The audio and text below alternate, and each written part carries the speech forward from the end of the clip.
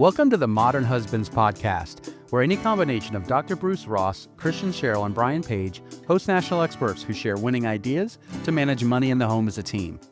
I'm Brian Page, founder of Modern Husbands. Sometimes our listeners want more support than a podcast can give, individual or couple support, which I now provide. Details can be found at modernhusbands.com, or you can email me at brian@modernhusbands.com. For today's podcast, we welcome Melissa Hogenboom, an award-winning journalist and editor at the BBC, who is the author of Breadwinners. In this episode of the Modern Husbands podcast, we delve into the intricate dynamics of gender roles and economic anxiety. We explore the challenges faced by female breadwinners, the psychological impact of economic instability in men, and the evolving expectations of masculinity. Through insightful discussions, we uncover how societal norms and financial pressures shape relationships and individual well-being. Tune in to gain a deeper understanding of these pressing issues and discover actionable steps to foster equality and resilience in modern partnerships. Enjoy the show.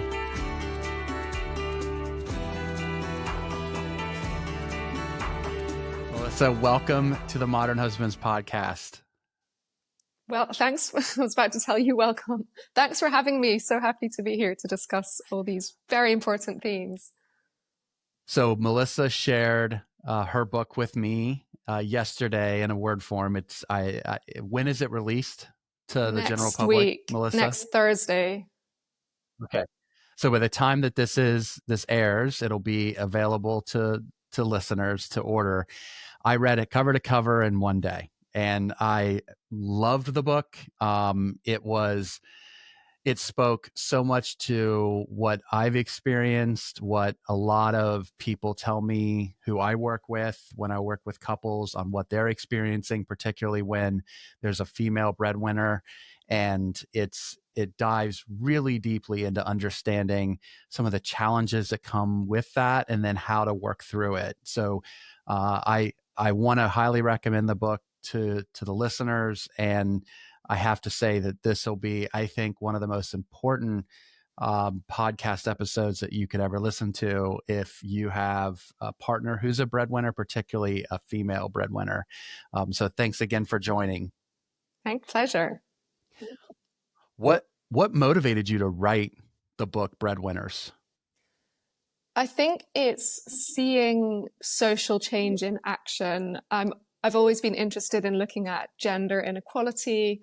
I've never felt held back because of my gender. And so when I saw around me or saw research that suggested that women are earning more than they have in the past, there's a college education gap. Women are more highly educated than men. And yet when we hit, often for well-educated women, when we hit our 30s, our earnings tend to go down right at the time when we have children. And then I thought, well, it'd be interesting to see what would happen when women are earning more, like what happens in those relationships. And so when I saw a paper that showed actually when women are earning more, well-being for the man goes down and women still end up doing more at home, I was like, wait a minute, how can we unpick this psychologically? Because you don't have to be an economist to think that basic economic theory is if you are out of the house earning more, you have less time to do housework and childcare when you get home, right? There's just not time in the day. Yet when women are at the house earning more, they're still doing more housework and childcare than their male partners. And I was like, this needs some unpicking. So when I saw a paper about that, it was just one article, from an academic journal. I was like, I need to delve into this. And then it kind of uncovered this whole power dynamic in relationships topic that I thought I could kind of look at power through the lens of earnings, breadwinning, and also kind of relationship satisfaction. So that was what spurred me on. And when I get interested in a topic, I like to dig deep. So finding those common threads was really fascinating for me. So I'd love to kind of define what it means to be a breadwinner and then distinguish between sole and primary breadwinners.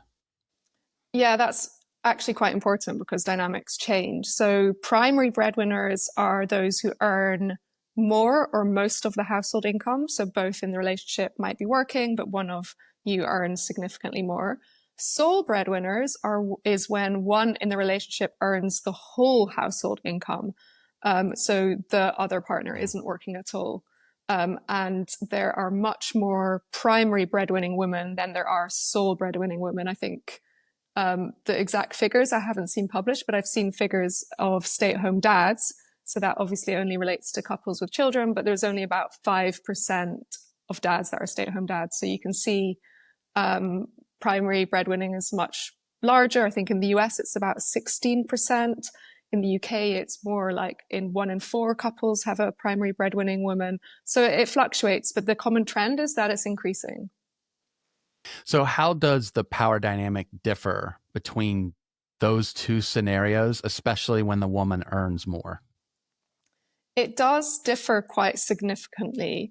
There's commonalities, though, which I'll go into next, but it comes down to choice. So when there is a sole breadwinner, for most of the people I spoke to and the research I looked at, often it wasn't the fact that the man chose to stop working. It was economic necessity. He lost his job. They relocated. So you could imagine losing your job or not having paid income, especially if you've been in paid income before. Your identity as a man is often tied to what you do, your economic output. We've kind of been conditioned in this way where your masculinity is tied to being able to provide. So relationship dissatisfaction was huge in couples where the men were out of work. But interestingly, even in primary breadwinner relationships, because the women still do the bulk of childcare and housework in those couples, the relationship satisfaction also goes down. So the women are, overworked, overstretched, and still doing too much at home, which is not great for relationship satisfaction. Men feel emasculated in both senses. They don't like being out-earned by their female partners. Their well-being goes down. Mental ill health increases for these men. And so both are not great for relationship satisfaction. But I would say, if you think about it, it depends on choice and conscious decision, because there are some couples I spoke to where the men actively stepped back because it made most economic sense. And in these relationships, the women often still did more, but it wasn't a sense of such a dissatisfaction in terms of the friction between the two. It still kind of affected him in different ways, and it's kind of dependent on your individual circumstances. But yeah, that's how you broadly can think about it. So why do some men experience anxiety and stress when their wives are the breadwinners? Well, it comes back to the social norms we discussed. So the pressure and the expectation to provide for your family. So that's one of the things that causes relationship dissatisfaction, and not being able to provide, even if the household income is fine, is an instant signal that they might be failing as kind of fathers, men, or husbands. And it therefore reduces a man's sense of self-worth. And there's also the added confusion, I think, that women might have lower regard for a man who's not earning money. And so even if they are supportive or it's out of necessity, it can kind of reduce their sense of happiness if they're not providing, especially if they feel like they should be able to get a job. So again, it comes back to the choice element. If they've decided he's going to step back, that's one element. But if he hasn't been able to find work and the pressure is on her, that's another issue, because the researchers call there's this phenomenon called the female breadwinner well-being penalty. And one of the issues with female breadwinners is their average income tends to be lower than male breadwinners. And this is aligned with the gender pay gap. Like we might think of female breadwinners as the high-flying professionals who are in high-earning jobs, but actually it's across the income classes. So you see, low-income families with female breadwinners, and the female breadwinners in those families are earning less than the equivalent of male breadwinners. So it can cause financial stress as well. So there's lots at play here. And mostly results in decreased well-being, especially for the man. The woman doesn't mind as much, I'd say, in terms of like looking at it from a gendered perspective. So what are the traits and attitudes men possess that lead to higher marital satisfaction when he is married to a female breadwinner? I think, again, it comes down to communication and support and seeing each other as a team. So there's loads of interesting research looking at flexibility at work, the fact that women tend to take on most of the flexible working and men don't. Men tend to see their careers as more rigid and inflexible, are less likely to ask for time off for childcare. And so then you see a situation where women end up doing more. But if a man is able to take more flexibility, it's able to be present more, it reduces the onus or pressure on her to do the bulk of it. And I think that applies to all couples, whether there's a female breadwinner or a male breadwinner, kind of seeing each other's time as precious and as part of a team and allowing equal leisure time. So there's loads of research that shows that women have less leisure time than men, even when the woman's the female breadwinner. And that's unfair. We don't like it when life's unfair. We have this like inbuilt sense of fairness as a species. If you've got children, you'll know what I mean. As adults, we can withhold it a little bit. But I mean, my kids argue if their glass of milk is unequal. They're like, she has more than me. This is not fair. And I have to like add a tiny drip of milk to one cup. So we have this sense of injustice. Yeah. And if you're living a daily sense of injustice, it kind of grinds on you. And women take on some of these expectations and burdens because we've been conditioned to be caregivers in a way that men haven't. So the more men can take on some of those burdens that women face, the happier both will be. And as I think we'll get to later, it will increase kind of the bonds between parents and children as well, especially fathers. I'm thrilled that you brought up the importance of equal leisure time. If you're a regular podcast listener, you know that that's what I focus on when I work with clients. That's what we talk about, because there's ebbs and flows to the time that we spend at work outside of the home and the domestic labor. And there's no such thing as like 50-50 with domestic labor. It doesn't work that way. But if you're just always trying to make sure that it's the leisure time is fair, it's not just like something to strive for that makes sense and is rational, but it's also like this sense of respect that each other has for one another. And it's an easier goal to aspire to. And it also eliminates like scorekeeping for doing the chores, right? You're just trying to figure out, how can I make sure my partner has at least as much leisure time as me? But I want to dive into, like, even though that we strive for that, that's not always the case. And that sometimes that men perhaps are not leaning out, meaning they are not saying, hey, I got it at home, or I want to do more at home, but they're willing to kind of play along, right? But the couples oftentimes like push each other one way or the other, and sometimes men need to be pushed, unfortunately. And women don't necessarily push hard enough, because they feel like that when they're the breadwinners, when they're working more away from home, it's almost like they're overcompensating by trying to do even more at home. Why is that? Why is it that women who are working longer hours at work, that they are now trying to overcompensate by working more at home too? Yeah. This was also eye-opening when I came across research on this. So you won't be surprised, the sociologists have a term for this. It's called gender deviance neutralization, or gender display. And what that simply means is when you're confronted with a norm that is thrown on its head, so when the man is feeling emasculated due to doing more of the typically female tasks like caregiving, or he's not earning, there is a discomfort in that relationship. And women then overcompensate in many cases.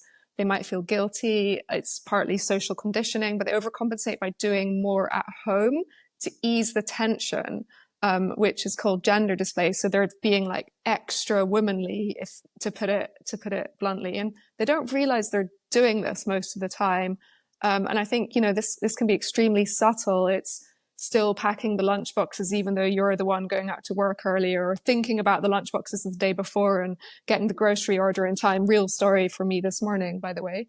And so women are internalizing so many of the household expectations, and because they hold that mental load, so the the hidden, I'm sure you've talked about this before, but the kind of thinking about doing, the anticipation, the research, the organizing, they haven't let that go, even if things seem quite equal on the outset overall. Obviously, that's a generalization. So if you're still holding the mental load, but you're out earning, it's really difficult to hand that over if you're the one that knows about the doctor's appointment, if you're the one that knows when the homework's due. I mean, there's one situation, and obviously I write and research about this for a living, but we live in such a gendered world that even if you know the forces at play, it's hard to step out of them. So last year I was in hospital for a stint due to an unexpected medical issue. And I still did a grocery shop from my hospital bed.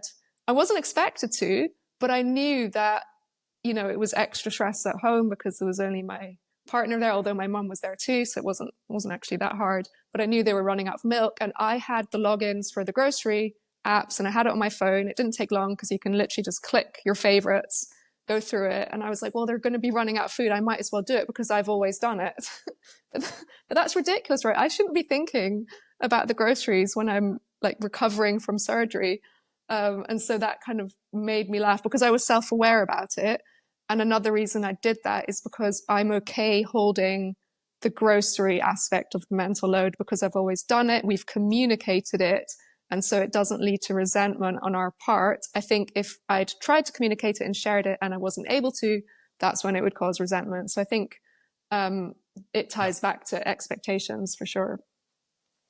I'm glad you brought up the mental load. Obviously, that is probably, this is my view, but that's the most important thing that folks should tackle when they're trying to divide up the domestic labor responsibilities, because if that's not an essential component of it, then what ends up happening is usually it's she, not always, but usually it's she still they've got this running list in her head of things that need to be done at home. And maybe she's, in her own mind, outsourcing it to her partner. And usually it's her husband.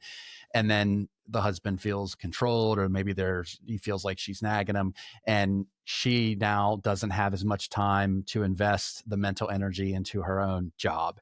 And those things, what the research has found is that when you tie together tasks with the mental load and then assign them. So if, let's say, the grocery shopping in your instance, if your husband owns all of that 100%, like what needs to be on the list, when to go, blah, blah, blah, everything that comes with it, and doing the grocery shopping and executing the task, then that frees you of sitting in your hospital bed doing the grocery shopping. So one of the things in the book that really struck me, it frankly gave me a little bit of discomfort that people do this, is the concept of exchange bargaining, and then how money becomes a bargaining chip in domestic labor. Can you explain that concept? Yeah, I thought it took me a while to get my head around actually, because I can see it play out actually, if you explain it on simple terms. Like it's the fact that your partner is out earning more money and you want to protect their time, and so take on more of the labor. But it kind of goes on more, it goes further than that.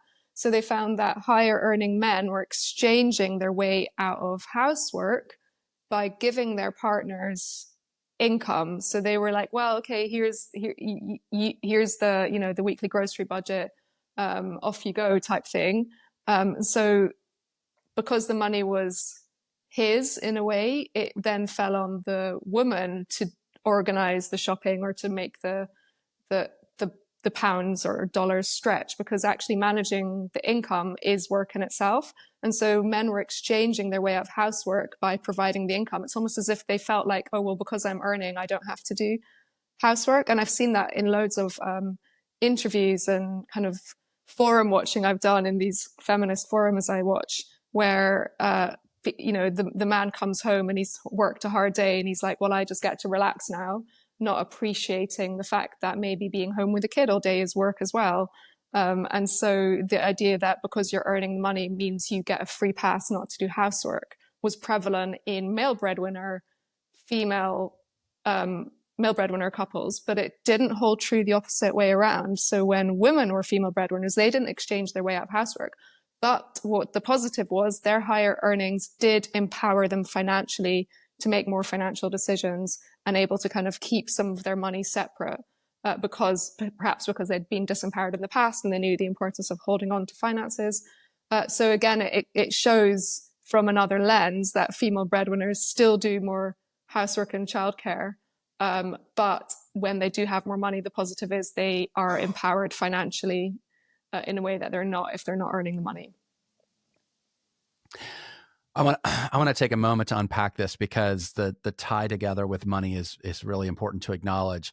First, one of the things that I noticed in the book that I didn't consider is that in the United States, particularly in certain states, there are a lot of protections that are baked in when there's a separation, right? So it's not as necessary to have separate accounts legally, even when there's not prenups, because of the strength of those of the law, the marriage laws here in the United States. That's not the case globally. I had not considered that those protections don't exist in other countries, and the idea of like her money and his money, and then that being used as a tool for power and control is toxic, and it can be used in a form, it can be abusive. It's dangerous, and exchange bargaining is like one example. I can't wrap my mind around try to insert that kind of power over my wife when I was the breadwinner, and I never did, and she doesn't. She's the breadwinner now in our relationship, and she never does to me. When I read that was the one thing in your book that stuck out the most. Of just, I almost got queasy thinking about how that would feel if someone was trying to do. I would not feel loved if someone was doing that to me, and it's not something that I would do to someone that I love. Yeah. So can you describe, it's a good segue to the next question. Can you describe financial control as a form of power that can easily veer into manipulation? Yeah. So again, this was quite eye-opening because among my social circles, it's more common to see income as joint, or each has kind of separate spending money and the rest goes to the household. But what I think is most fascinating is most people don't talk about money. It's kind of like taboo. And I don't know if it's the same in the US, but in the UK, you don't ask someone what they earn. You don't really kind of talk about Pretty your similar. outgoings. You might mention where you might mention where you go food shopping. So we have these subtle social signals of kind of wealth and expenditure and leisure time. But how we manage it is slightly hidden, like even the fact that some couples don't have a joint account. And I think the biggest red flag for me is there's so many examples where I saw instances of higher earning men hold on to the money without discussions before about a joint bank account or pooling resources. And then because he's earning it, he feels like he has access to it, or it's his. In the most worrying cases, there were women I came across who didn't know how much income their male partners had. And often this came to light when they were thinking about leaving them. They're like, I don't know what money he has or what money I have access to. So it kind of all stems down to a lack of autonomy and a lack of financial control and not valuing care work. I think it's all tied to the fact that paid work is linked to status in our capitalistic society, ownership of I earned this, this belongs to me. I worked hard to get this, therefore my name is on the mortgage and not yours. But that is not considering the fact that in order to work, if you have children, someone has to provide the care, which is devalued as a labor, but actually society depends on care. I think there's a book I'm reading at the moment, an economic book called Deficit, where they say for every hour a nanny works in childcare in the home, she is earning the household 10 times that. If you look at basic economic theory, right, that hour of childcare allows the parents to, multiply their income.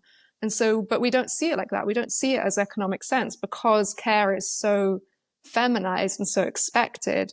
And so if you don't see income as a joint pursuit and as something that you need for both in the relationship or for the whole family to thrive, then you're going to get these forms of kind of toxic power and control. And it stems from a lack of communication, a lack of understanding. People often end up in these abusive situations gradually. They don't realize it, or they don't feel like they earned it, so they can't ask for money, or they get an allowance and don't feel like they can spend more than that. So it's really interesting. And it's something I don't ask friends who've working less. I don't say, well, how do you decide how much money you get? Although I'd be interested to see. And in most cases, hopefully it's like, well, we both get to spend the money how we want, as long as we discuss larger purchases together. But it can be really problematic. It can. And there are 3 previous episodes that I want to direct the listeners to that dive into this. One is the first that I would recommend is with Dr. Jenny Olson.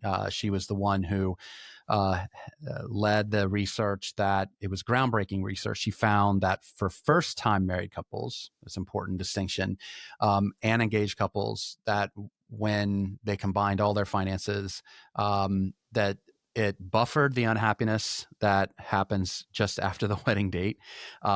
Buffered meaning it wasn't, they didn't become as unhappy. And then after 2 years, they actually it caused happiness. So it found causation in blending all of your money.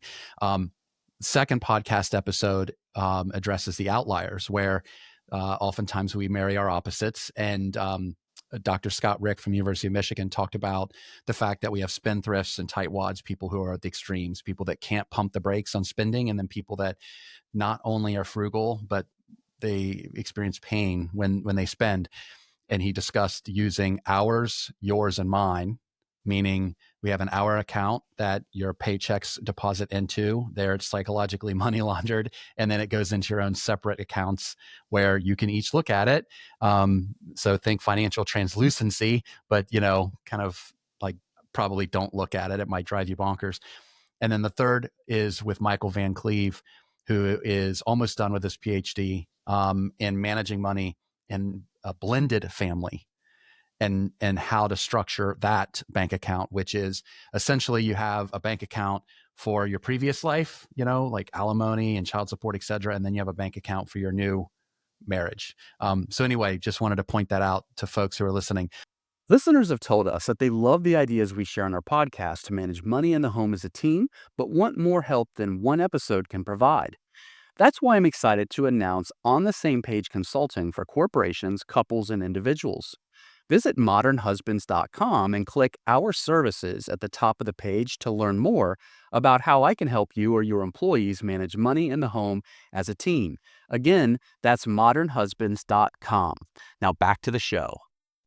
So I want to just subtly shift gears here to the societal expectations for same-sex couples.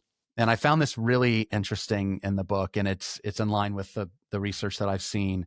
So how do those societal expectations differ for same-sex couples when it comes to earning and domestic labor responsibilities? Yeah, I think there's a lot we can learn from same-sex couples. So a lot of research is now coming out about this setup, actually, because I think there wasn't much in the past. And so people are realizing that there's a lot to learn because we're socialized in such a gendered world. When there's 2 of you of the same sex, you're not beholden to the same expectations. So one review looking at 15 years of data found there was genuinely a lot more equal distribution of household labor and childcare among lesbian couples. And that often, because there's no gender divides in terms of the man does the kind of manual labor type things and the woman does the cooking and cleaning, divisions were according to who wanted to do it or who was better at it or who had the most time available. And so you don't see that kind of exchange bargaining theory. You don't see that gendered dissatisfaction if you're earning less. You see true division. And obviously, again, this is a generalization. But it struck a chord with a woman I met recently.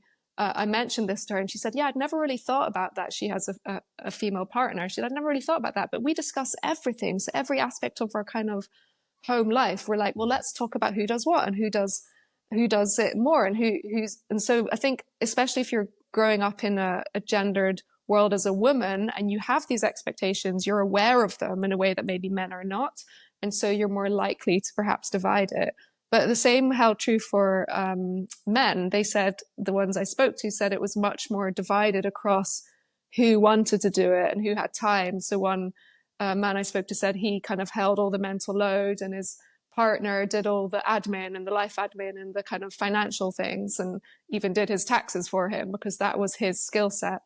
And when it comes to children as well, like female relationships, female lesbian couples are more likely to have children. That's been found in the data. It's also easier for them. But of the men that do, they have other hurdles to climb because they live in a society where there's always a question about where's the mom. And even one dad I spoke to said at the school they had to tell the teachers not to make their son draw a Mother's Day card. They're like, it's so basic, but it's just not built in and not thought about. And then actually they found the kind of the reverse that women get. So women are judged for parenting if their kids don't show up a certain way, whereas men are congratulated, as one man told me, for doing the bare minimum. And he said, it was only when I became a father that I realized, wow, how hard do women have it if they have this physiological experience of childbirth or cesarean section, which is increasingly common. And then they're expected to just watch a baby and the dad goes back to work. And he said they struggled with the two of them there. What was really interesting was, although one was the higher earner, they both divided paternity leave. Again, because it wasn't assumed that one of them would, be emasculated because he wasn't earning for a set amount of time. They worked out their finances and figured out whether they could take some time, and then they shared it. And so I think that's really interesting when you don't have societal expectations, and then you can actually just do what works for you as a family and not worry about how you're perceived by the outside world. Obviously, there's other judgments and perceptions these couples can face. But in terms of sharing the load, it's just much more equal, which can lead to a much happier relationship as well. So what does the science say about the benefits for children and couples of dads taking on caregiving roles? Oh, I love this topic because there's now so much data on it. So there is cognitive benefits. So when dads are primary caregivers, actually they show brain changes in areas of the brain involved for empathy, just like moms do. And they become just as competent as mothers. And then there's lots of data, especially from the Nordic countries, looking at what happens when men take shared parental leave. And there's an economic benefit. Women's earnings go up when men take more time off, which is kind of makes sense. They then have more time available to think about their career. And there's closer bonds with children for men. Men feel more invested in parenting beyond kind of the fun dad stereotype of the more playful dad, because lots of research shows mums do more of the menial caregiving roles where dads do more of the fun stuff. But then when dads learn to do more of the everyday. Which is great, by the way, to be the big toy. Yeah. You brought up that when you have shared parental leave and men take it, that the research has found that women have an increase in pay. And I remember from the book the number 7%, but I don't remember what it's attached to. Is it 7% for every month that he stays home? It was something like their pay goes up. Yeah, 7% for every month he stays home. And I'm not sure how they measured that, but it just shows it's significant, right? And I think this again ties to societal expectations, because women face a motherhood penalty because they are going to be out the workforce. And so they're seen as less committed. But in a society where men are going to be out the workforce too, women are more likely to be promoted. And so you see this huge jump.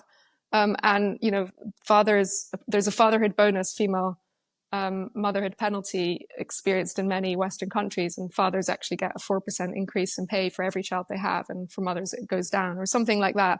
And so you do see increases, and it's just interesting when the more time men take off, the more the woman's pay can increase. And you can imagine why, like the less mental load she has because he's doing everything, the more time she can focus on furthering her career.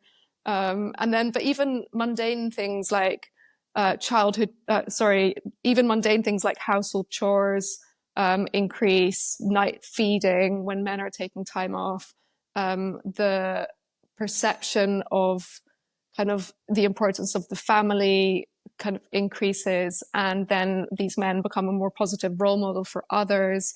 And so it really kind of changes the whole relationship to the division of care when men do this. And I definitely see this amongst kind of my colleagues and friends, that men are now celebrating being able to take time off. They're posting about it on social media, and they're, you know, saying, this is great. I've been able to bond with my child. I wouldn't have understood how hard it was had I not. And so it really strengthens those bonds for life, not just for those initial months.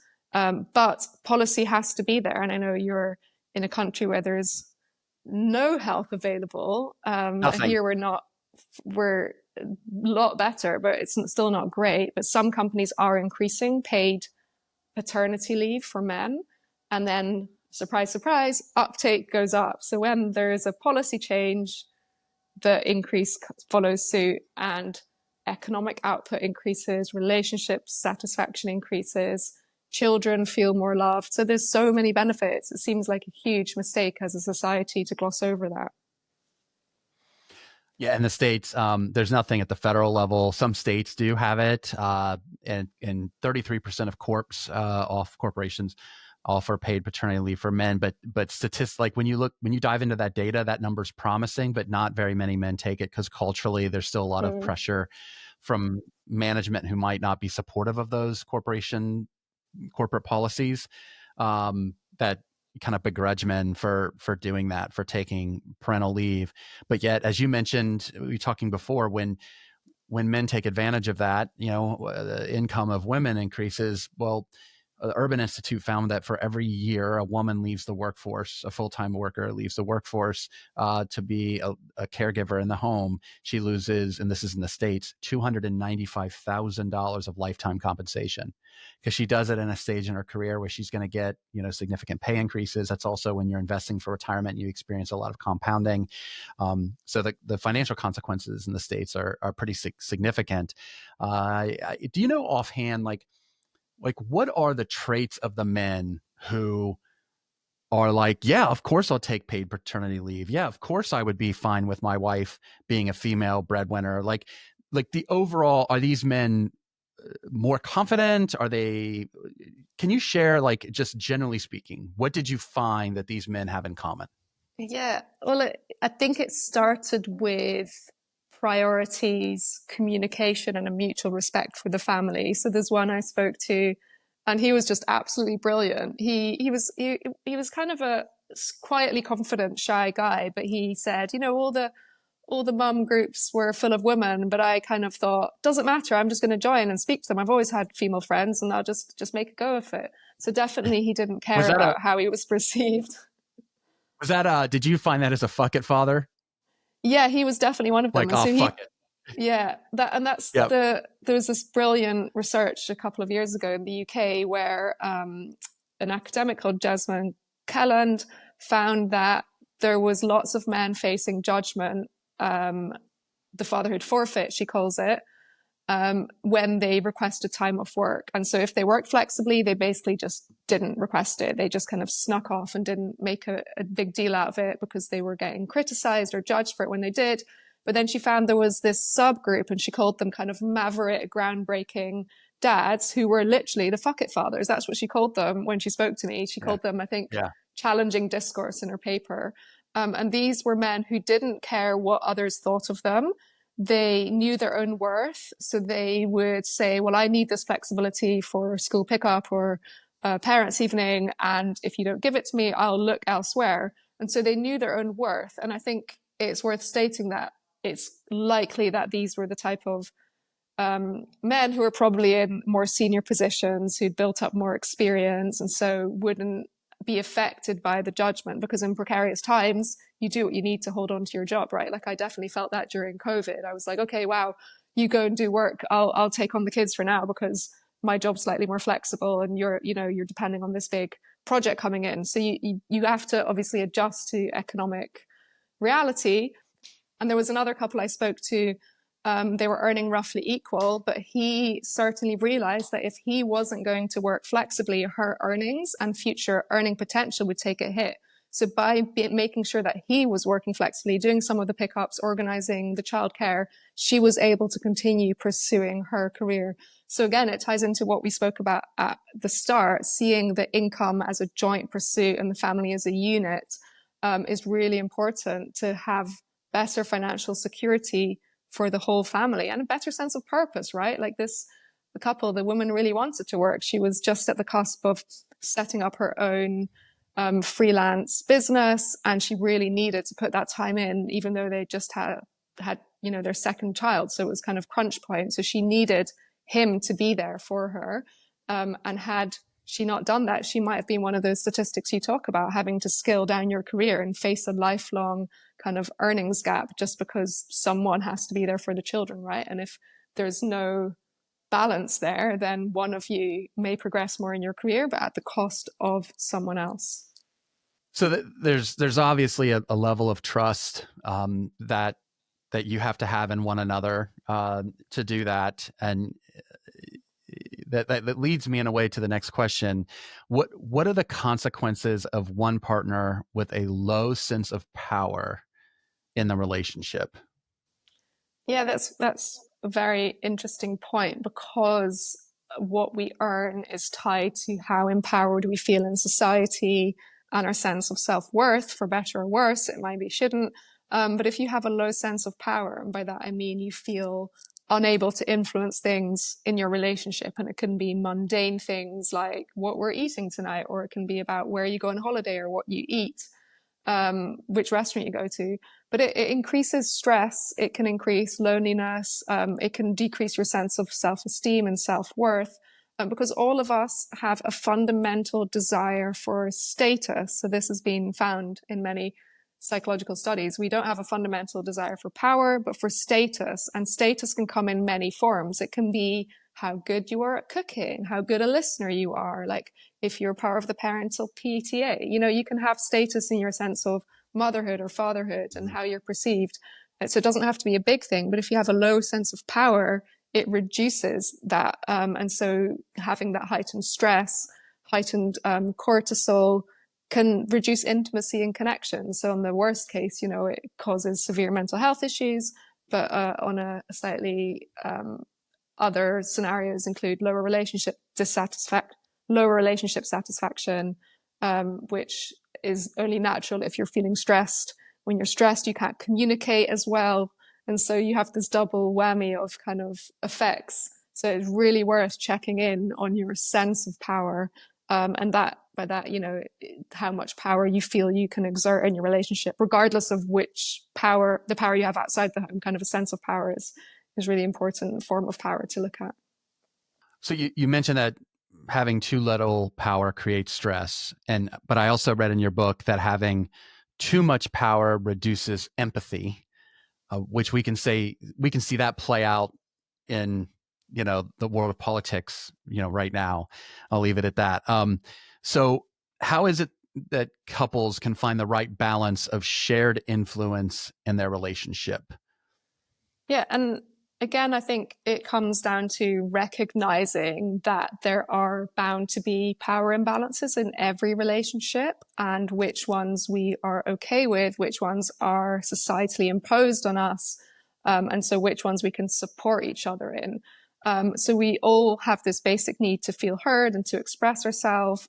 And if we feel heard, we are, much more happier. So if you feel you have a sense of power, regardless of whether you're a high earner, which I think is super interesting, it leads to kind of greater relationship satisfaction. Even if there is another imbalance, if you feel you have power in a certain domain, and it could be like, well, you're in charge of all the household spending and the socializing, it can create quite a high sense of power, because you're controlling all those elements of your life. And then if you're disempowered outside the home because you're earning less, that can feel uncomfortable, but it might not be something you can control or your partner can control.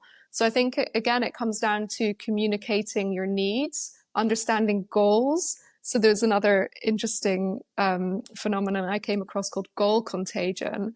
And this basically means that the person who has most power in the relationship tends to exert their goals on the other. So the least powerful person starts adopting the goals of their higher power partner. And an example I often use is like, a woman starts taking up golf because it's the only hobby her husband does, and she won't spend any time with him unless she does it.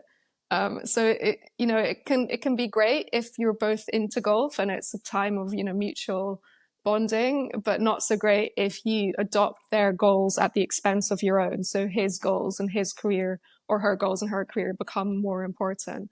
And so I think recognizing which power imbalances feel uncomfortable is the first step, and then dividing and conquering the ones you have control over, because then that's going to make everyone feel heard, understood, and will hopefully increase the relationship satisfaction. When I read that part of your book, what occurred to me was what's helped us in our marriage, obviously my wife and I, is that I was previously the one who focused on my career, and she really provided the support at home, although she also worked, and now it's flipped, and so we label it as the rose and the gardener, meaning like right now we have an intentional structure where I'm the gardener, and that means that although I work, my responsibility is to nourish the environment here, so she can bloom in her career. She can be the rose in her career. So it makes it a lot easier because our goals are aligned. And that intentionality also, at least for us, reduces any or eliminates any discomfort. So anyway, I would love to talk to you for like 3 straight days. I mean, you're just a wealth of wisdom. But I know we have to bring it to an end, and we love to end our podcast with the same type of question. So what are the small actionable steps listeners can take today to start shifting power imbalances in their own relationships? Yeah, that's very important. And I always try and find solutions as well. So if you see a big global issue, what can we do to change it? So from the common thread from our discussion is obviously communication. It sounds simple, but if it was simple, there would be fewer relationships ending in divorce, right? So communicate what you can do to make home life more equal by sharing the mental load, understanding kind of invisible power imbalances. Are you prioritizing one career at the expense of your own? And that kind of helps ensure that your needs and tasks will be taken into account. I think another one is don't see the household as a woman's domain. Don't let those gendered expectations inform how you fulfill your labor, because we live in a society where most relationships require a dual income, and a precarious job market means that at some point in your career, you're bound to be the lower earner or out of work for a stint of time. So take on tasks, respect each other's time, and that will help also the pressure women feel to have to do everything at home. Sharing finances, I think that's a massive one. So seeing finances as joint, understanding joint pursuits. If there's discomfort or discrepancies, figure out your goals together and help where each has weakness. I mean, I do the taxes in my relationship. I was always better at maths. So I will do my form first, and then my husband will sit next to me and go through his and query all his ones. And so we do it together. It's not a painful process for me, but it is for him. So I take that on, and he takes on things like, decorating the house. We renovated our house and he did all of the decoration, which was a lot of work. And I didn't even have to think about that. And I think, don't let the higher earner exchange their way out of housework. Value care work as much as paid work. Society doesn't, but you can in your own relationship. And I think just acknowledging the work involved, I think that was a huge one for us. When I was on parental leave with my first child, at the end of the day, I was just drained. Like, she was crying for hours on end, and it just felt like my brain was in fight or flight mode.